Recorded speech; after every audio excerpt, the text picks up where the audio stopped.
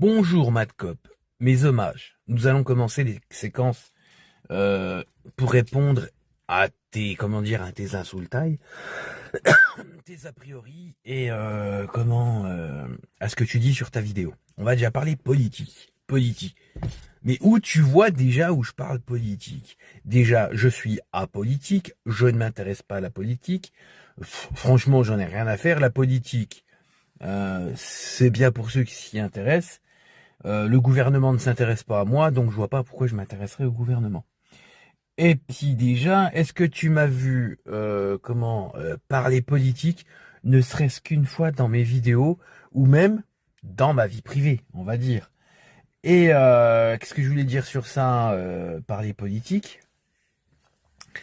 Et déjà, je suis le... Putain, mais il fait chier avec ses pleins phares, il peut pas les couper, l'enculé. Je suis le premier à dire qu'on me lâche les fesses avec la politique.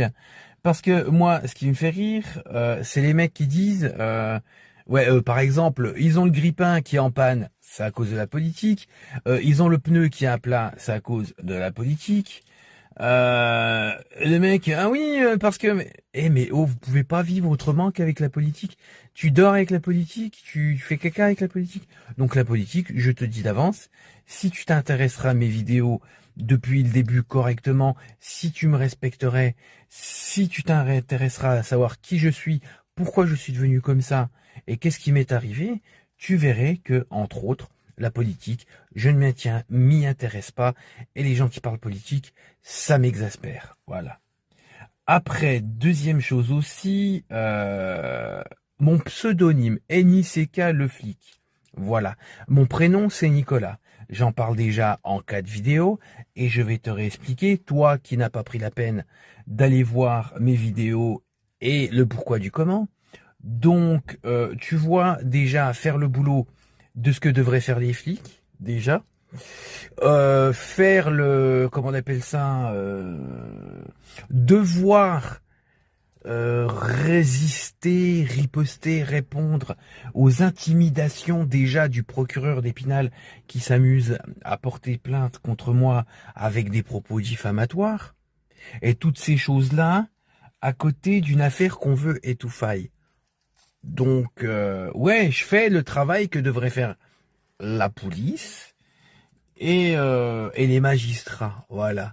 Bon, allez, à la prochaine séquence ou à la prochaine vidéo. Au revoir. L'un des syndromes les plus douloureux en psychologie, c'est la déflexion. C'est quand une personne choisit l'humour pour cacher sa douleur. Un rire après une remarque blessante, une blague sur son célibat pour éviter d'avouer la solitude, ou encore une moquerie de soi-même pour empêcher les autres de le faire en premier. En surface, ça paraît léger. En profondeur, c'est une stratégie de survie. Tout commence souvent dans l'enfance.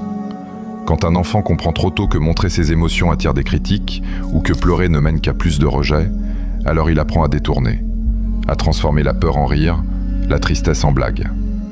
Mais le cerveau, lui, n'oublie pas.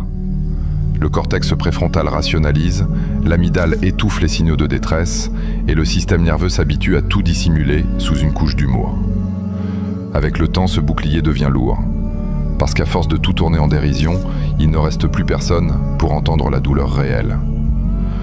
À l'âge adulte, il isole.